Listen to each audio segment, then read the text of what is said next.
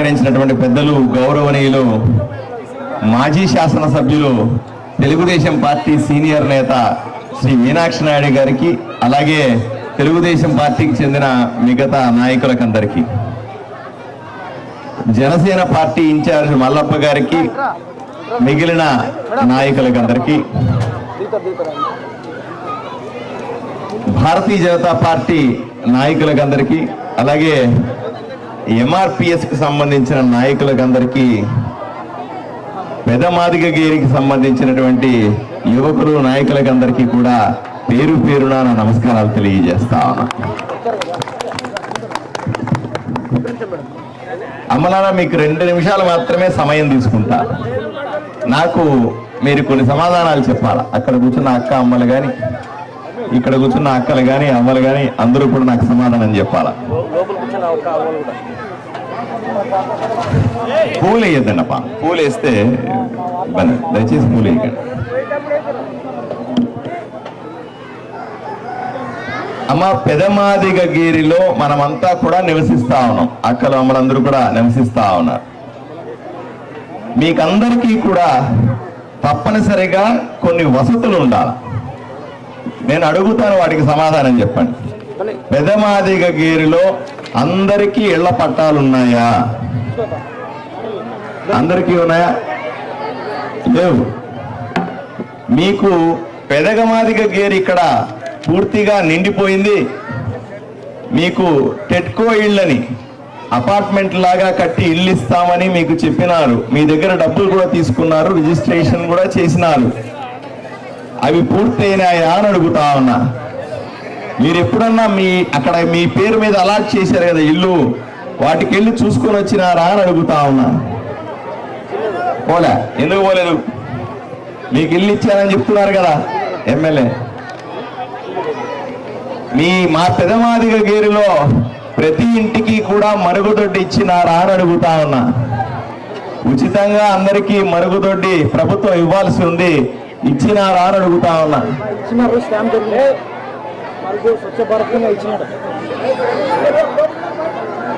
అంతెందుకు, ప్రతి పేదలకి కూడా, మీ అందరికీ కూడా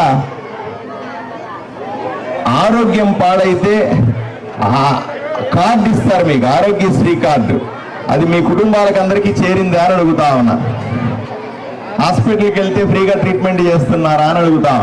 చేయట్లేదా? ఎందుకు చేయట్లేదు? ఆ కార్డు పని చేయట్లేదా?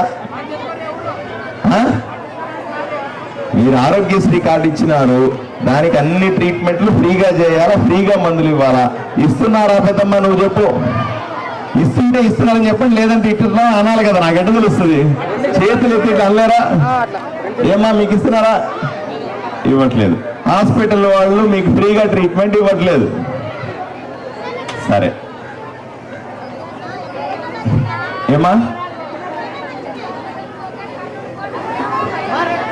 అందరూ కర్నూలు పోండి అంటారా? అందరూ కర్నూలు పోండి అంటారు. మరి కార్డు ఎందుకు పని చేస్తున్నట్టు? సరే,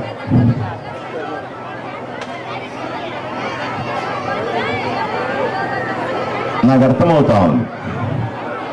అమ్మ, 2-3 విషయాలు మీకు తప్పనిసరిగా చెప్పాలా.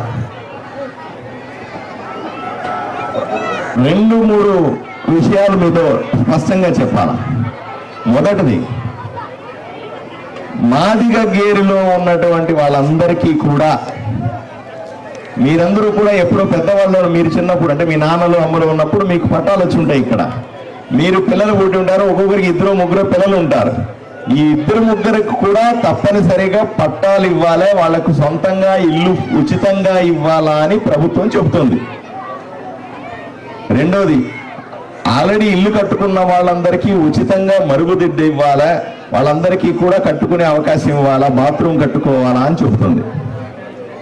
మూడవది, మీకందరికీ ఇక్కడ ఎక్కువైతే బయట పట్టాలు ఇచ్చి అక్కడ ఉచితంగా ఇల్లు ప్రభుత్వమే కట్టివ్వాలా అని ప్రభుత్వం సిద్ధంగా ఉంది. నరేంద్ర మోదీ గారు చెప్తా ఉన్నారు. దాంతో పాటుగా మీ బిడ్డలకందరికీ చదువుకోవడానికి స్కాలర్షిప్లు ఇవ్వాలా. ఇప్పుడు అమ్మ ఒడి అని ఒకరికే ఇస్తా ఉన్నారు, అందరికీ ఇవ్వాలా అని చెప్తోంది ప్రభుత్వం. దాంతో పాటుగా మీరు బిడ్డలకు చదువుకున్న తర్వాత ఉద్యోగాలు చేసుకోవడం వరకు కూడా ప్రత్యేకంగా వాళ్ళకి శిక్షణ ఇచ్చి ఉద్యోగాలు చేసుకునే అవకాశం కూడా ఇవ్వాలి. లేకపోతే ఎలా ఉంటారు? అది కూడా సాధ్యం కాదు.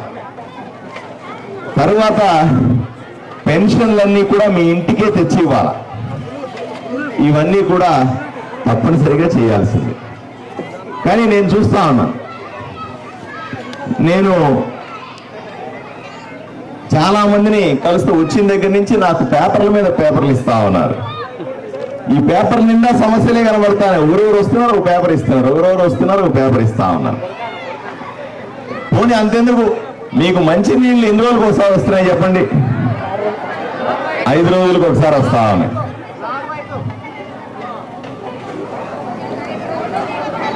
నేను పెదమాదిగ గేరి సాక్షిగా మీకు 10 సంవత్సరాలుగా ఒక పనికిమాలిన ఎమ్మెల్యే ఉన్నాడు, తెలుసా?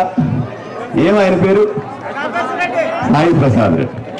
ఎంత పనికిమాలినోడంటే మీకు 4 రోజులకు ఒకసారి 5 రోజులకు ఒకసారి కూడా నీళ్లు ఇస్తా ఉంటే 10 ఏళ్ళ నుంచి ఏం గాడుదలు కాస్తా ఉన్నాడా అని అడుగుతా ఉన్నాడమ్మా. నిజమా కాదా? ఇప్పుడు మనమందరూ కూడా పెదమాదిగ గేర్లు ఓట్లేస్తే కదా ఆయన ఎమ్మెల్యే అయినాడు. మీరు చెప్పాలా? మీరు ఓట్లు లేకుండానే ఎమ్మెల్యే అయిపోయినాడా? గట్టిగా చెప్పాలి. మీరు ఓట్లేస్తేనే కదా ఆయన ఎమ్మెల్యే అయినాడు. ఎమ్మెల్యేగా ఎందుకు చేసినట్టు? మీరంతా ఎందుకు ఓట్లు వేసినట్టుగా కదా? ఏదో మీ దగ్గరకు వచ్చి మీ కష్టాలు వింటాడని, మీకు ఏదైనా ఇబ్బందులు ఉంటే తీసేస్తాడని, ప్రభుత్వం మీకు